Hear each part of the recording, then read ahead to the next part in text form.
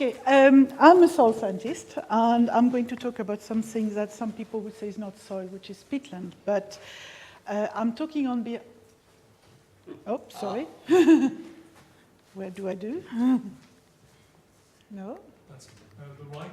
You need the right one. I see. So yeah. I've got actual time slides. Yes, that is better. So I'm here talking on behalf of a very large team of people, which is our Peatland Action Team, which involve a lot of people working with SNH, but also a lot of external partners, like the Christian Carbon Centre, the Tweed Forum, Lochaber Fishery Trust, Loch Lomond, Trozac National Park, the Kangor National Park, Shetland Amenity Trust, and Scottish Water. So it's a project that is involving not just a public body, but NGO, industry, and various partners. And what I'm going to talk here is not about growing crop, it's looking at the other aspect of sustainable development goal, mainly linked to climate change, life on land, partnership for gold, or clean waters. And there's a poster outside that will give you more detail about what we're doing link in relation to the different goals. So what we're doing, why is it important in Scotland to be concerned about restoring peatland? The main reason is because we do have a lot of peat in Scotland. We have a lot of peat soil. We have probably more than 20%, and the figure can vary depending who you talk to, of peatland. And if we think of it in terms of carbon storage, this is over 150 years of emission, of greenhouse gas emission in Scotland. But we do have also a problem, is that not all of this peatland is in good condition, so not all of this peatland is working well. And so what has been happening is, as part of a program of action funded by Scottish Government, and also as part of a vision for a national peatland plan that aimed to protect, manage and restore the peatland to maintain their natural function, biodiversity and benefit, we have been allocated a certain amount of money and to try to increase the amount of land, peatland, that are in good condition and working, and is working to develop a range of good ecosystem services. So and yes, it's working. So since the project or the program of activity for restoring peatland has started in 2012, we had over 15 million pounds spent to restore peatland. And as you can imagine, we have collected a large amount of information and data and evidence about the work that has been conducted, but also some baseline data that were collected during the peatland activities. And, sorry, if I get rid of that, it's okay. And we have, at the moment, over 170 different sites where we're collecting data that would tell us not only about how the peatland were, but how the peatland may be in 50 years' time. So what I'm going to talk mostly now is not so much how we're restoring the peatland, but what we're doing with the information we're collecting. And peatland restoration is a long-term project. So it's not something that you can do just as a short-term project. And knowing how to collect the data that can as essential to demonstrate the change to a system, but ultimately also be able to use this information to demonstrate to our funders that we have achieved our goal is not an easy task. And in the past 5 years, we have gained access through our activity to a large amount of feasibility studies, information about good practice that has been developed by our partners in how they develop restoration activities that can work. We also have gained a lot of information about the economical cost and benefit and the social perception that people have about the value of ecosystem provided by peatland. And we're also looking at developing long-term monitoring activities to see what happened after the restoration activity has been completed.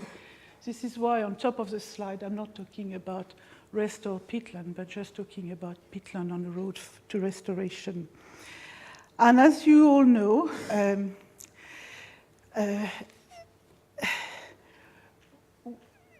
getting this information, collecting this information in a meaningful way is quite a challenge. We estimated at the moment we have over 1 terabyte of data sitting in our internal store. And the majority of this data is what we call rich data. It could be, or it could also be PDF report that contain a lot of valuable record. It could be tabulated data, it could be spatial data provided in GIS format or providing in map, and it also could be hydrology data. So what we have been challenged to do is to try to find a way to make sure as an organization we have the right information that can be trusted, so we can assess the quality of the information that comes to us. But we can also share this information and make it usable to our partners that are mostly the research community, but also government and other agencies. So SNH as an organization is committed to make sure we have good means of managing the information. So developing an information management program is the goal of our organization to help control the flow of information that comes in and out of our system.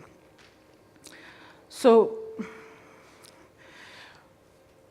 and what I'm going to talk to you is what we're doing in relation to the peatland data to fit within this broader set of activities.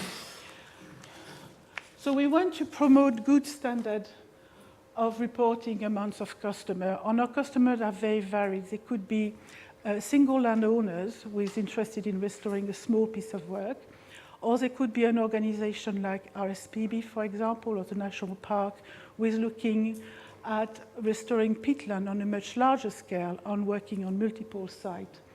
So we need to develop a means to make sure whatever information is coming to us is usable, but is also easy to manage because we don't have the resource in-house to make sure we can quality check every bit of data that comes to us. So what we have been doing in the past 6 months is really looking at how we can develop web-based application and tool that can be used by anybody, so doesn't require any specialist software, and would provide opportunity for customers to input their data directly into a system, so an online system, temporary storage facilities, with the gateway, and this would be the gateway to store the information in a more permanent basis into our internal system. So what we want is to reduce the dependency on specialist advice or expensive software to input the data, but also interrogate the data. Just to describe shortly the type of information we're handling, some of this information would not be made open to the public because they relate to grant application, so some of it will remain restricted. But most of the information we hold would in the end be open data because it's part of the way we work. And that includes things like pit depth survey. At the moment, we have something like over 20,000 single pit depth survey in Scotland. And this information is used by the Hutton to try to support some of the work they're doing for Scottish government, for example, We collect also a lot of information on the type of, on the quality of the vegetation growing over the soil. We also have a lot of information that are contextual information about the management of the land. We also get data about the restoration activities, so what type of activity has been undertaken, how much it costs to do the activity, so the economical element of the work is information we hold. And we're also looking at monitoring a set of points where we can record a change in water table, variation in peat erosion, and also as part of a monitoring activity, we also want to see how the perception of what peatland and peat soil are doing for Scotland, for the landowners and the local community, how all this is perceived. So it's a range of data, not just soil. Obviously, on all of that, we're trying to make it come into a single website where we could ask any of our applicants to enter the data. So what we have just launched, and it's a soft launch because it's just a beta version, we have developed what we call our Peatland Action Spatial Data Uploaders. And this work in such a way that you can either bring your data in as ArcGIS format, QGIS format, tabulated format, or you can draw the information on a screen. And all of that is possible because behind this work, we have a set of common standards of how the work needs to be done and how the work needs to be reported. So this is just literally coming out in the last few weeks.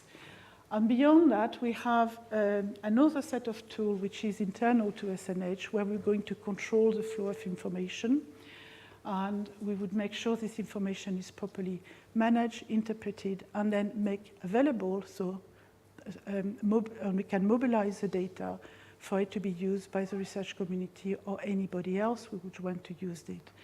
On the Scotland Soil website, which is one of the posters I have outside, would be one of the gateways that we should be using to promote the access to the data. This is not really very explicit, but this is just to say that this page is not active on our website, but you won't be able to use it because obviously we don't want everybody to check who is... there is a password protection to get access to the website. So we're not going to give access to raw data to everybody, but anybody who would want to enter the data that they have collected as part of our grant system would be able to do so. And this is where I'm not really sure because there should be a video coming in here, and I don't think I'm going to have a video here. But if you're not technically minded, because a lot of people that we're trying to connect to are not technically minded, and they might just be able to draw a line on a map or draw the information they have collected. And we have developed a package that would allow anyone to be able to record the information they collected in the field directly into the system. And and that should give you a view. No, it doesn't. So that shows that I'm not technically minded, but that should give you access to videos that is showing how you can enter quadrat data, for example. It's not a complete package at the moment because we still need to assess how we're going to deal with legacy data. Because as I was saying, we have more than 1 terabyte of information that we want to make accessible to everybody. And maybe the issue is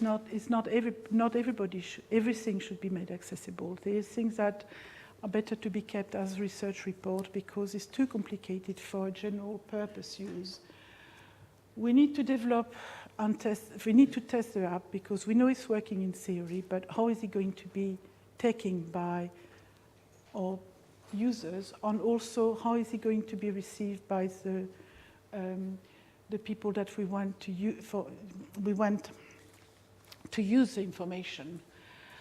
And we need to make sure if we improve the data mobilization in such a way that it reduces access, it reduces the need for too many input by staff to quality check the data. And what we aim in the end is to have a product that is going to help us reduce greenhouse gas emission from peatland and, in a sense, deal with all the sustainable development goals that we're trying to achieve. So I'm sorry, it's a bit messy, but the video doesn't work, and I don't know how to make it work. I think I probably need to go out of the presentation. Yeah, it's worked like that. So, sorry, yes, that gives you an idea of how it works, just as an example. And this is just quadrant data. And in this case, a predefined set of species. One is missing. You can just add the data you need by linking to the NBN database, add your coverage, put a few information in, and save your data, and then it's saved into the system. And when you check on the data again, it's appeared on your list of data set. So it's a very easy tool to use. The crunch is going to be would people be willing to spend time putting the data in like that? But because we have also ArcGIS preloaded format for for contractors to use, we think we might have a good update on the preloaded pro format that we're going to provide for our users. Sorry, and I think that is all. Thank you very much.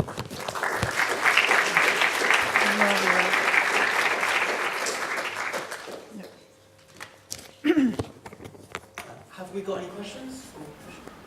So, large areas of Scotland were once covered in some vast Caledonian pine forests, which were felled hundreds or thousands of years ago, but there's now some movements to start restoring some of them. Do you know if there's a lot of overlap between current peat bogs and areas that were formerly forested? And is there much conflict between goals of reforestation and peatland restoration? I mean, there's a debate about how much of Scotland was covered by Caledonian forest first, but because the cover might not have been a continuous cover. We do have target to restore a certain amount, and it is in a presentation, and those targets are by 2030, we should have 250,000 of hectares restored. That is compared to 20% of Scotland. This is not really a big, it sounds like a big number, but it's not really a large number. We also have targets for extension of forestry in Scotland that are set in place in the same document, which is the climate change plan for Scotland. So there might be a bit of an overlap between the two, but there is place, I think, for both to take part, because we're not just looking at restoring peatland in upland system. We're also looking at peatland that would be associated with more lowland system, close to town and community. So there is potential, I think, for the two objectives to go side by side.